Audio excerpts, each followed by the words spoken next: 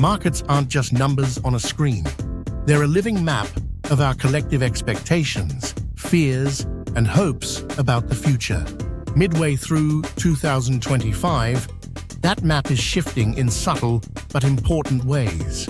Hello and welcome to FluxFolio Finance. Interest rates, inflation, labor markets, trade tensions, and global policy moves, all of these form the gears in the machine investors are trying to understand.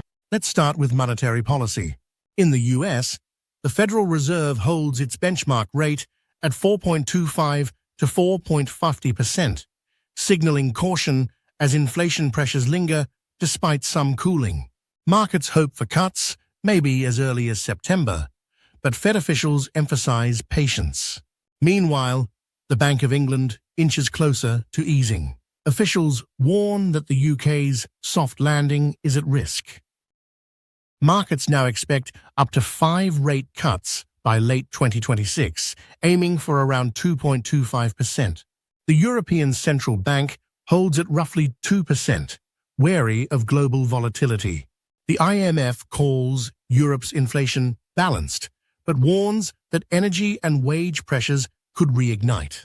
In Israel, the central bank is poised to hold at 4.5%, with talk of a rate cut by August amid slowing inflation after conflict-driven spikes earlier in the year. These policy moves matter because they set the tempo for borrowing, investment, and consumer spending.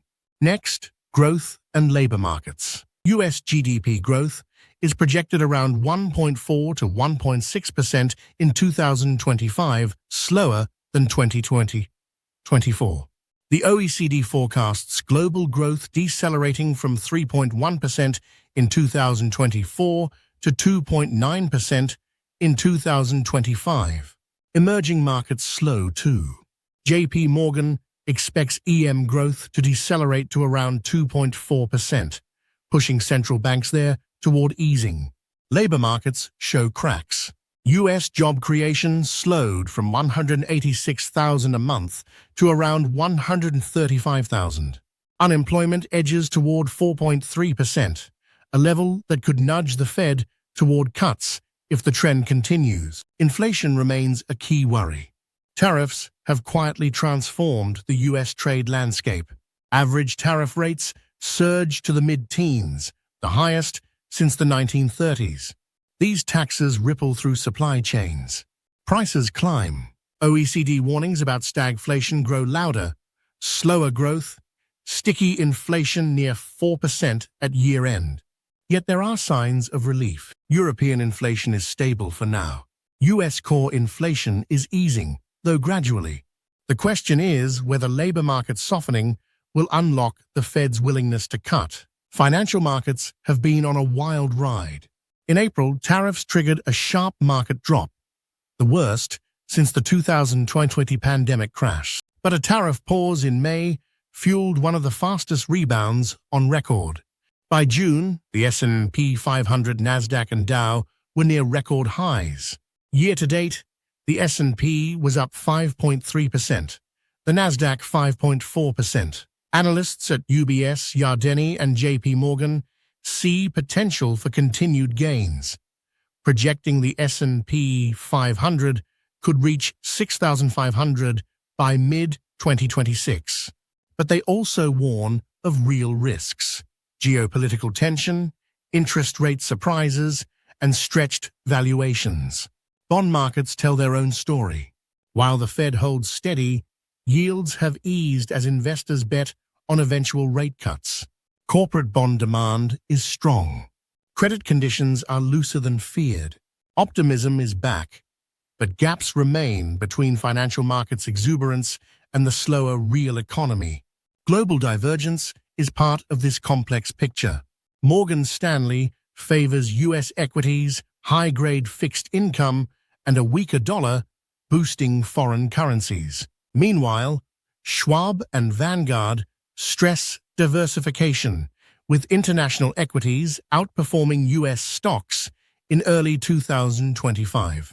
Bonds offer forward yields of 4.5 to 5.5%, making them attractive compared to prior years.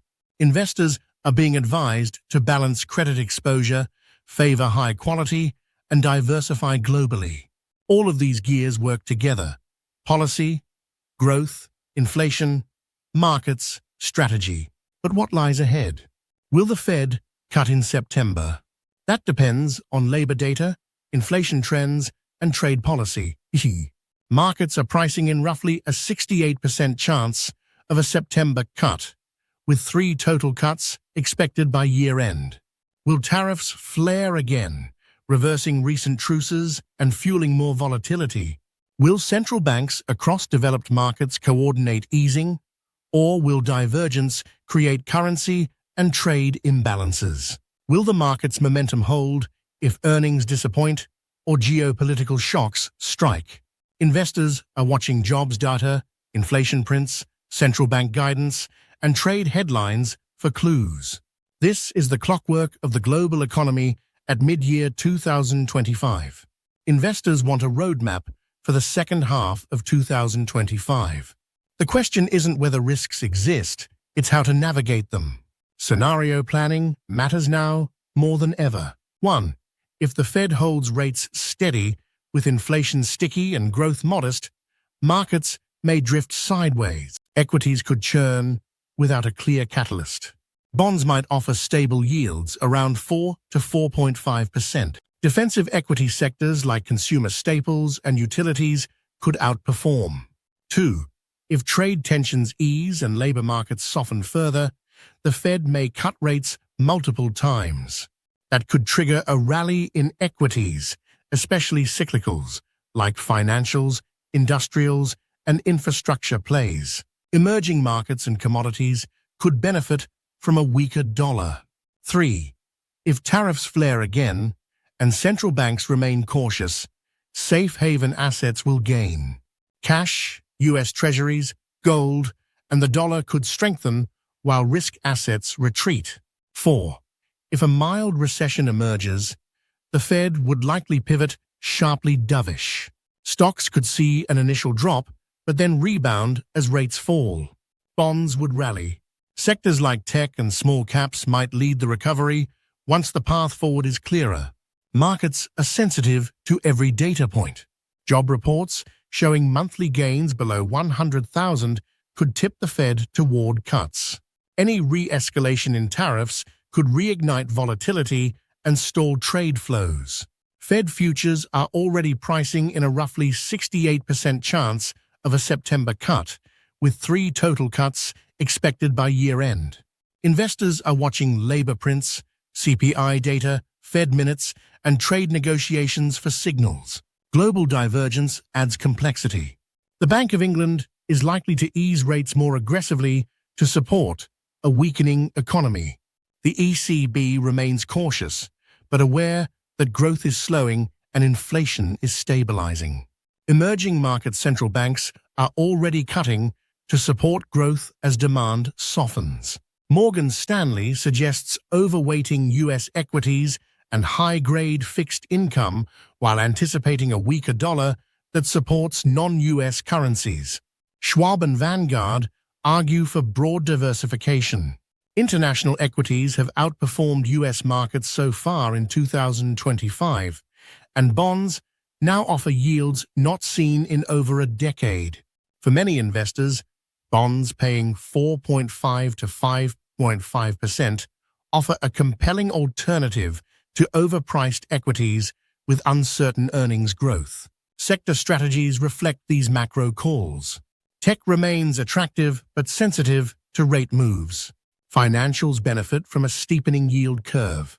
Industrials and commodities do well in global trade recovery scenarios.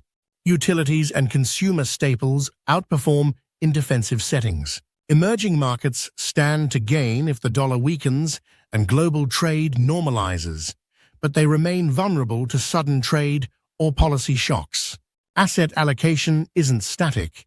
It's about adjusting to new realities. Some investors are extending bond duration carefully to lock in yields before cuts. Others are shifting toward higher quality credit after a risky stretch in private markets. Equity investors are weighing growth versus value, domestic versus international exposure. Everyone is watching the clockwork of policy decisions. 1. Labor markets are the first signal. If hiring stalls below 100,000 per month, the Fed will likely act. 2. Inflation trends matter. A steady march toward 2% is needed to justify multiple rate cuts. 3. Trade policy is critical. A tariff spike could derail easing and force central banks to hold firm. 4. Geopolitical shocks are the wild cards: conflict, elections, regulatory surprises. It's not about predicting perfectly. It's about preparing. Good strategy doesn't avoid risk. It manages it. Diversification is no longer just a buzzword. It's essential. Geographic diversification, sector rotation, duration management in bonds, and keeping enough liquidity to navigate volatility are all parts of the playbook. Investors need to resist the temptation to chase what worked last quarter.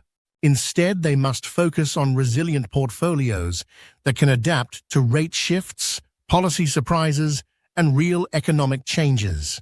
Because markets don't move in straight lines.